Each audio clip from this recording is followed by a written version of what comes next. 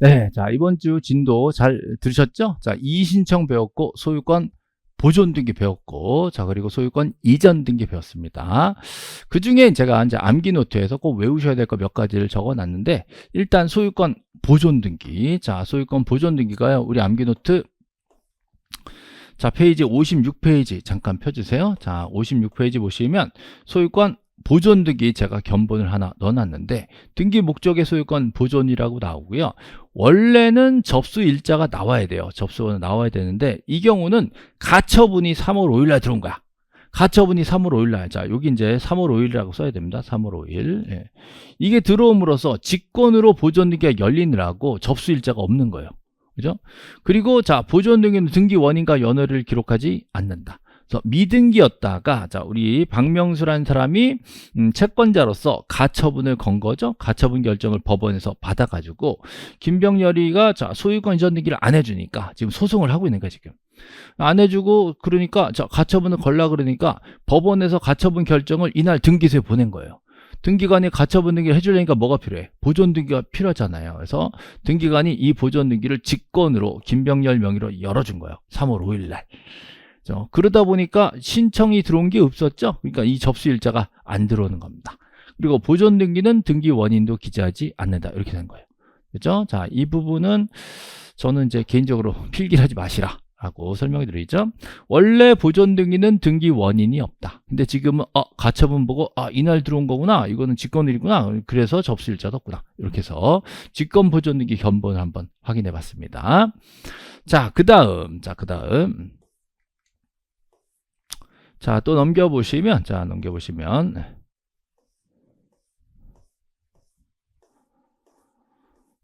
오늘 진도 나간 것 중에, 우리 환매특약 등기 있어요? 환매특약 등기.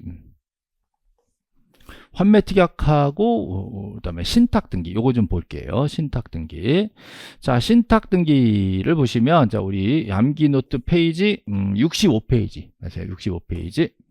암기노트 페이지 65페이지 보시면, 자, 흥부. 기억나시죠? 흥부가 부자가 됐어.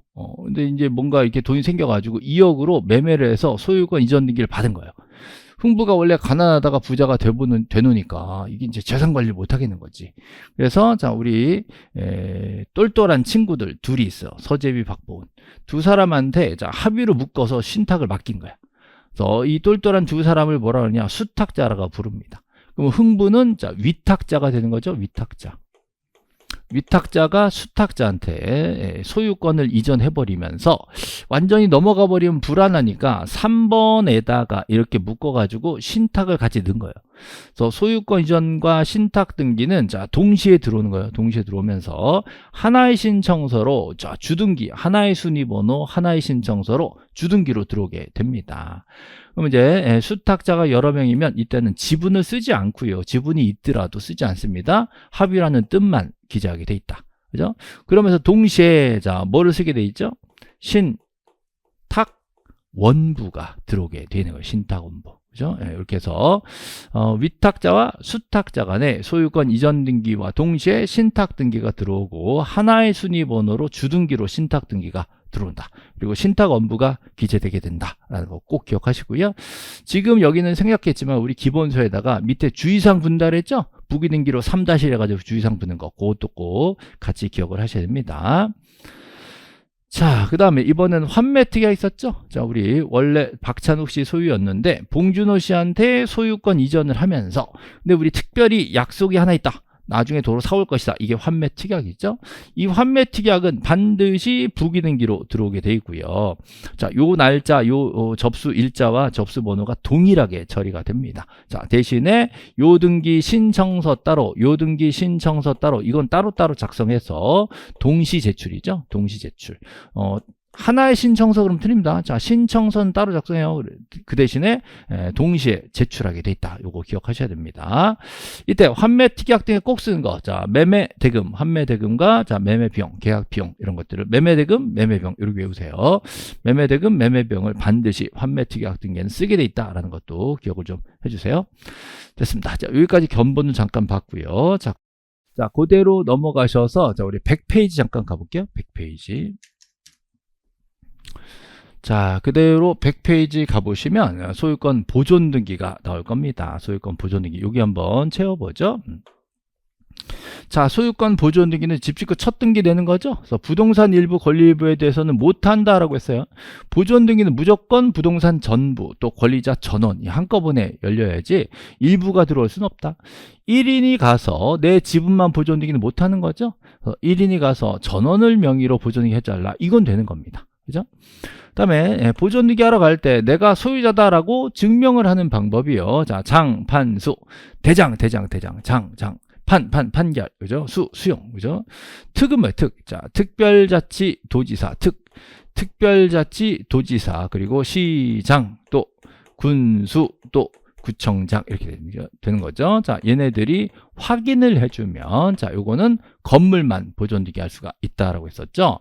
그래서 토지는 장판수로 끝나요. 근데 건물은 장판수에다가 특별자치도지사, 시장, 군수, 구청장 확인으로 보존등기가 된다. 그러니까 만약에 군수 확인으로 토지 보존 등기 한다 그러면 틀린 말이 되는 거예요. 군수 확인으로는 건물만 보존 등기 할 수 있죠. 장이 뭐예요? 대장상 최초 소유자죠. 그 양반 돌아가시면 포괄 승계인, 상속인 같은 사람 가능합니다. 특정 승계인 이전받은 자는 안 되지만, 자, 국으로부터 이전받았다라고 한다면 그때는 보존 등기가 가능하다. 이전이 나왔으면 그냥 이전이면 안 되지만 국가로부터 이전이면 가능하다. 그죠? 자, 이때 판결은 종류를 불문하고 다 되지만 건물은 국가를 상대로 할 수가 없다라는 거. 요건 꼭 기억하시라 했어요. 건물은 국가 상대로 안 되고요. 시장, 군수, 구청장 상대로 하지만 그건 시험 안 나와요. 건물은 국가 상대로 안 된다가 시험 나온 거예요.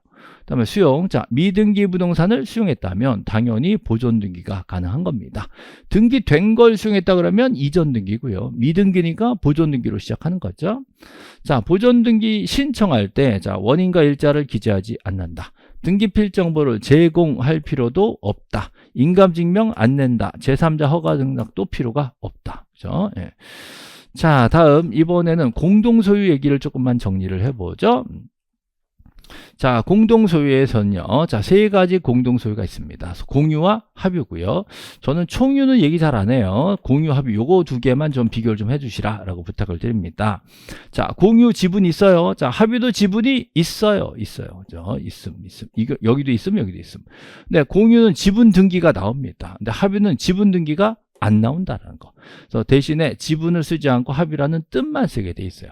근데 공유는 지분이 있기 때문에 지분을 등기할 수 있기 때문에 신청 정보에다가 지분을 쓰게 돼 있고 등기관도 자 일부 권리분이가 지분이죠. 이전 등기할 때는 그 이전 지분을 기록해야 된다. 그죠? 근데 혹여 자 이 지분에 관련된 공유 등기가 들어가는데 공유물 불분할 안 쓰셔도 돼요. 옆에 다 있어요. 분할하지 말자라는 약정이 있다. 약정이 있으면 그때는 약정도 써야 된다라는 거죠. 그다음에 합유 등기하는 경우가 두 가지가 있는데요. 자, 민법상 조합은 등기가 안 된다 그랬잖아요. 근데 조합 원 전원의 명의로 등기될 때는 등기가 가능한데 이럴 때 합유 등기고요. 그다음에 신탁 등기에서 아까 자 흥부가 제비랑 보은이한테 재산 맡기는 거. 걔네들은 수탁자죠. 자, 수탁자가 여러 명이다. 그럴 때는 걔네들이 합유 등기로 묶여지게 됩니다. 그죠?